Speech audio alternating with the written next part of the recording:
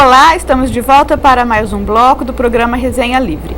Em nosso estúdio eu recebo hoje a doutora Daniele Biasi, que é advogada, professora do curso de Direito da Unifev e está dando a gente importantes esclarecimentos com relação à adoção, né, Dani?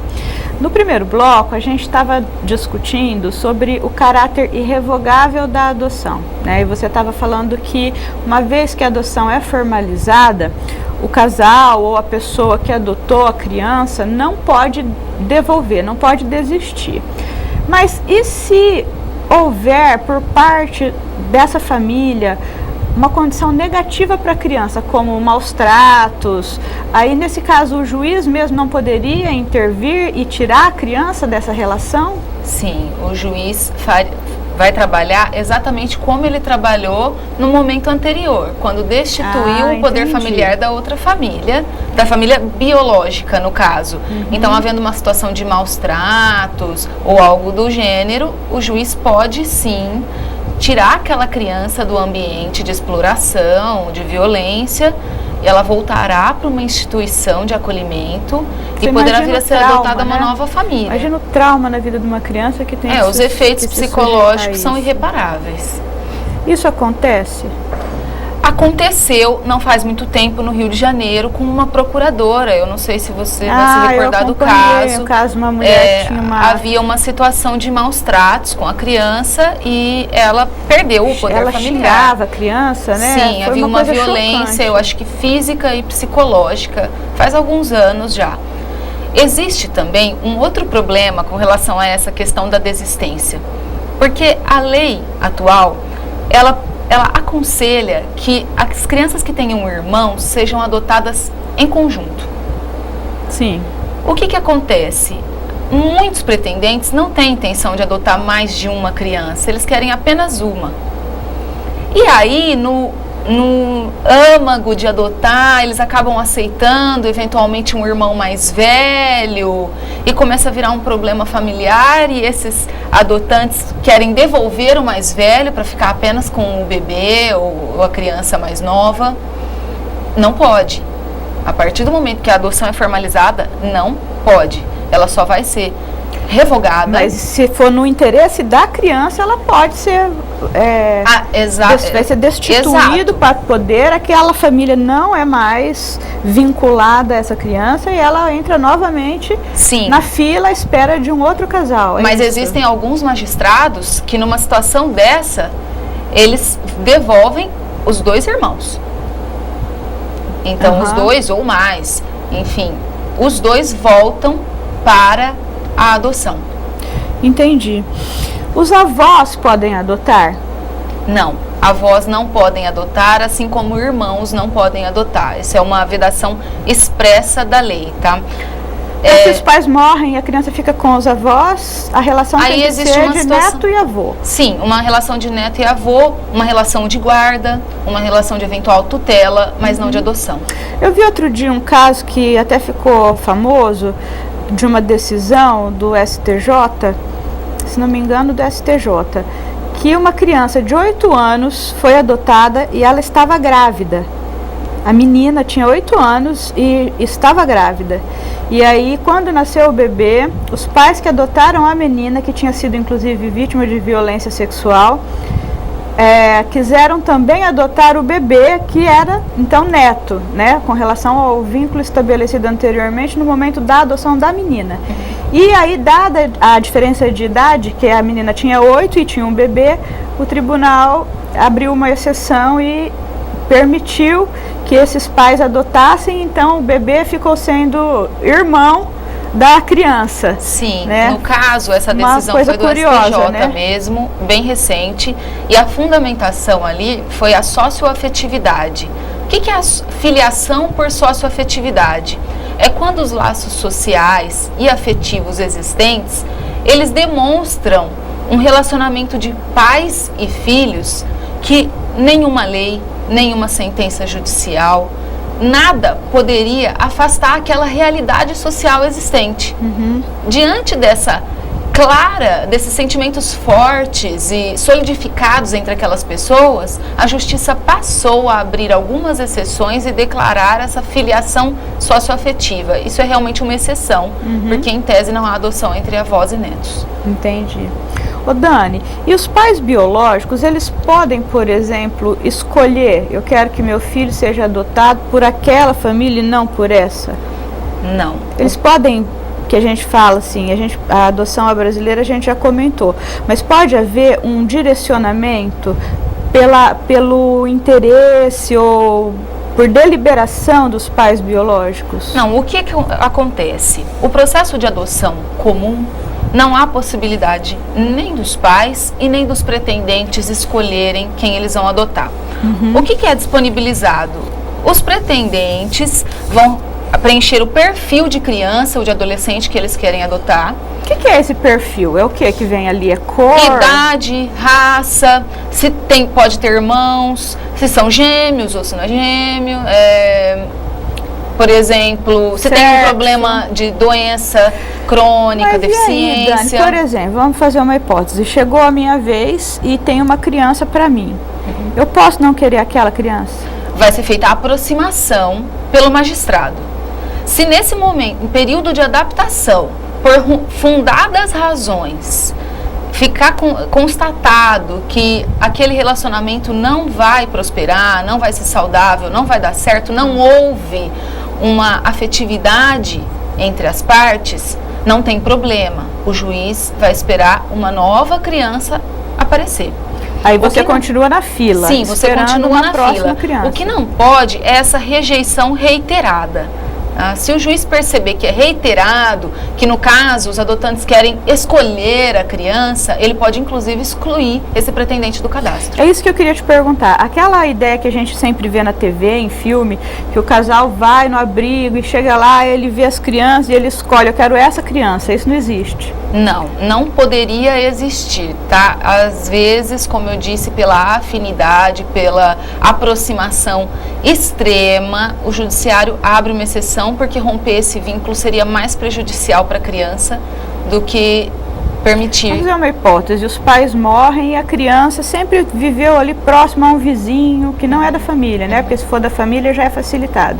Mas tem uma pessoa, uma madrinha, uma pessoa que já pertence ao universo afetivo dessa criança. E aí nesse caso existiria uma possibilidade de fazer essa adoção, mesmo rompendo com a fila, né? Com esses estágios todos? Veja bem, isso se aproxima da ideia de adoção direta, dirigida, intuito personae, que também se chama, que seria o seguinte: a partir do momento em que você... São 3 hipóteses as principais dessa adoção dirigida, em que as partes já são pré-existentes, já se conhecem, já tem contato antes. Isso. A primeira é na situação de um padrasto ou de uma madrasta que adota o filho da sua companheira. Tá? Sempre com o consentimento do pai ou da mãe biológica. Mas isso é possível. O pai e a mãe biológica, no caso, tem que ser destituído do pátrio poder e permitir, então, que aquela outra pessoa que convive agora, então, adote a criança. Exatamente. Isso acontece muito em situações de mulheres que são mães solteiras e que o pai da criança nunca deu muita atenção, enfim, ela acabou se envolvendo em um novo relacionamento, se casando, vivendo em união estável. Mas e aí, você vai lá e pergunta para a pessoa, você abre mão do seu pátrio poder? Isso é feito tudo judicialmente, né? Não, sim, mas aí a pessoa, vamos imaginar que não seja um pai que tenha feito nada de errado, mas também é um pai ausente. É ausente, mas não incidiu naquelas agressões, violências, não. Mas aí ele abre mão, simplesmente ele diz, não quero mais ser o pai, então agora posso passar o poder. O juiz vai analisar a perspectiva disso, se a pessoa que pretende adotar realmente será melhor para aquela criança do que manter o pai biológico como seu pai, porque hoje, inclusive, existem situações de 2 pais no registro. Um pela socioafetividade e um biológico. Entendo. Ô Dani, e quais são as outras 2 hipóteses, então, dessa adoção dirigida? A adoção pode ser direta ainda nos casos em que há uma afetividade muito forte entre tios ou primos e a criança ou adolescente a ser adotada, aí facilita. e também nos casos em que aquela criança ou adolescente já se encontram na guarda de alguém, independente do vínculo de parentesco, por 3 anos pelo menos. Hoje em dia já se admite. O direito de família está muito mudado, né? E vai num caminho, eu acho, de uma evolução interessante. Que vem para atender a demanda da nova sociedade, das novas famílias, que hoje a gente não fala mais família, papai, mamãe, filhinho, né? Hoje está muito diferente, tem muitas famílias que só tem mãe, famílias que são 2 mulheres, 2 homens, e as pessoas vão se acomodando e a justiça está indo no sentido de acobertar todas essas novas demandas, esses anseios sociais. Eu acho bem interessante. Eu acho que o direito de família é um dos que é mais flexível, né, em termos de evolução. É porque ele evolui socialmente muito mais rápido do que as outras questões do direito. E como a lei ela é demorada, ela não acompanha a evolução da sociedade, o judiciário precisa suprir essa lacuna, porque a realidade está aqui, ela existe e não pode ficar desamparada. E é nesse momento, por meio da jurisprudência, que vai acontecendo essa evolução. Que surgem os precedentes. Porque aí a jurisprudência também, de alguma forma, ela vai pressionar o legislativo, e ela também interfere na doutrina, e aí vai corroborando para essa transformação, né? Exatamente. É bem interessante o papel da jurisprudência nesse sentido de vanguarda, né, de apressar, porque às vezes o processo é muito moroso, a sociedade já avançou e as pessoas ficam esperando o atendimento de seu direito, né? A questão da adoção por homossexuais, que até pouco tempo era um tabu, né? Era um tabu muito grande. Hoje a gente já vê que já há uma assimilação muito melhor por parte da sociedade também. Você acha que o preconceito ele está menor? Sim, melhorou muito. O judiciário, que anteriormente não pensava nessa hipótese, está sendo forçado a pensar, abrir os horizontes, porque a gente tem que levar em consideração que o processo de adoção é o interesse da criança.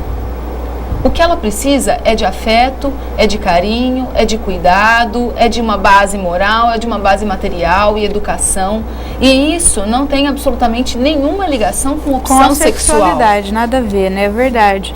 E aquele argumento que era mais forte dos que se opunham, não é? Aquela antítese comum de que a criança ia sofrer preconceito, ela acaba se esvaziando, porque todo mundo sofre preconceito, não é verdade? Não, as pessoas sofrem preconceito, um porque é gordo, o outro porque é magro demais, o outro é narigudo, o outro tem espinhas. Então todo mundo sofre preconceito. Se você tiver uma educação em que você receba amor, que você tenha segurança, você supera, né? Como todos nós, eu acho que não tem ninguém que nunca foi vítima de um preconceito. Eu mesmo tenho cabelo tonhonhon, fui muito vítima de preconceito, muita chapinha para alisar esse cabelo, e outra pessoa é gorda, também sofre bullying. Então isso pode até ser que ocorra, eu vejo dessa maneira. Pode ser até que ocorra da criança que foi adotada por um casal homossexual, ela vai sofrer algum tipo de preconceito, mas é algo que pode ser naturalmente superado, se existir um reforço da autoestima e o amor, né? Exatamente. Eu acho que qualquer adversidade que qualquer criança e adolescente está sujeito na sua formação, ela deve ser combatida dentro de casa. Se ele tiver com reforço emocional, exato, se ele tiver um pilar familiar fortificado, isso não vai gerar lesão suficiente para abalar de repente o caráter, ou essa depreciação realmente abalar o íntimo dessa criança no seu desenvolvimento. A pessoa precisa estar vacinada. O preconceito é uma doença. E a pessoa precisa estar vacinada para poder suportar e superar. Como tanta coisa que a gente precisa superar na vida, né? Sim. Eu acho existe aquela frase que eles dizem, os homossexuais acolhem, os iguais acolhem aquilo que 2 diferentes abandonaram. Sem dúvida. Então, até porque os casais homossexuais também, eles não têm tantas exigências, né? Com relação a bebês, então eles optam às vezes, por crianças talvez até velhas, por serem também vítimas também de preconceito, também eles tenham essa sensibilidade para buscar às vezes uma criança maior, uma criança com problema, né? Exato. A propósito, Dani, como é a questão da criança que tem alguma doença crônica, a adoção especial, né? O caráter especial, como é que é eles isso têm aí? prioridade exatamente porque a procura por esse tipo de criança é muito baixa. São crianças com deficiências físicas, deficiências psíquicas, é um ato doenças fantástico crônicas. de amor, você trazer uma criança para sua vida, né? É um ato de amor, a adoção de uma criança especial é 3 vezes mais. Realmente é uma campanha que tem que ser valorizada, porque essas crianças precisam muito de um apoio familiar e a adoção delas é realmente complicada. Mas tem prioridade. E existem pessoas que têm essa disposição Sim. de se dar, né? E aqueles que elencam no perfil o interesse em adotar uma criança com essas características, eles vão ter prioridade na tramitação do processo. É uma coisa muito bonita de se ver. Qual que é a diferença, Dani, da adoção para a guarda e para a tutela? Bom, a adoção, em primeiro lugar, você esquece o vínculo anterior. Acabou o poder familiar existente anteriormente, acabaram-se os vínculos com a família biológica. Nasce uma nova família, novos vínculos, novos direitos e deveres. Na guarda, tanto na guarda quanto na tutela, essa relação não se extingue. Pelo contrário, ela pode até voltar, renascer com os pais biológicos. Foi o que aconteceu comigo. Eu tenho meus pais biológicos, meu pai já morreu, mas eu tenho a minha mãe, que hoje até mora comigo.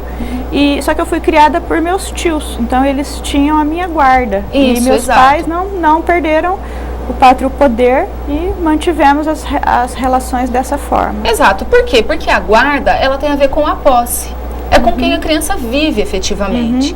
Então, num caso de uma criança que está aí num procedimento de adoção, o momento em que ela está no abrigo, ela está sob a guarda do abrigo. No momento que ela está passando o processo de adaptação com os pretendentes, ela está sob a guarda desses pretendentes, que têm a obrigação de trazer aparato material, moral, educacional. Eles têm que cuidar daquela criança efetivamente, tá? Na tutela, o que existe está mais relacionado a uma administração. Entendi. Então, uma criança que, por exemplo, fica órfã. E alguém vai cuidar da vida dela, mas não bens, são mas pais. não necessariamente não vão terá ser guarda pais. E nem terá condição de pai. Entendi. Ô Dani, as crianças ficam no abrigo até que idade? O que acontece? As crianças que não são adotadas. A lei prevê até 2 anos para que elas permaneçam nessas instituições de acolhimento. E depois disso, o que vai ser feito da criança? Essa é uma grande questão. É que não se adota tão facilmente em 2 anos, principalmente os mais velhos. Então, não se pode jogar essas crianças na rua. Muitos permanecem. A realidade que nós temos hoje. Acho que esse é o maior problema com relação à lei da adoção, esse dispositivo, né? Porque o que você vai fazer? Ninguém adotou a criança. Não faz. Na verdade, ela permanece até os 18 anos, se até os 18 anos não for adotada. E aí, com 18 anos, ela vai pra rua. Aí, com 18 anos, ele tem que ser dono do próprio nariz. É muito difícil isso. Olha, nós temos ainda aqui uma lista de perguntas, mas não dá mais tempo, já acabou. Eu queria só falar 2 perguntinhas rápidas, né? Precisa de advogado para adotar e fica caro, tem que pagar alguma coisa? Como é que é? Não precisa contratar um advogado particular, o próprio juiz da infância e juventude vai nomear um defensor gratuitamente. Claro que se o pretendente quiser constituir o seu próprio procurador para acompanhar todo esse procedimento, não há problema nenhum. Isso fica a cargo do pretendente. Entendi. Não há custos na adoção pela vara da infância e juventude. Então, é um procedimento quer dizer que gratuito. O advogado também pode ser nomeado. Sim, e pode. Então a pessoa que quiser, não teria custos. A pessoa que está assistindo ao programa resolver quer adotar uma criança, onde ela vai? Ela vai até o fórum procurar a vara da infância e juventude, onde vão requerer alguns documentos para que ela comece o procedimento de inscrição no Cadastro Nacional de Adoção. Entendi. Olha, nós fizemos 2 folhas desse maço.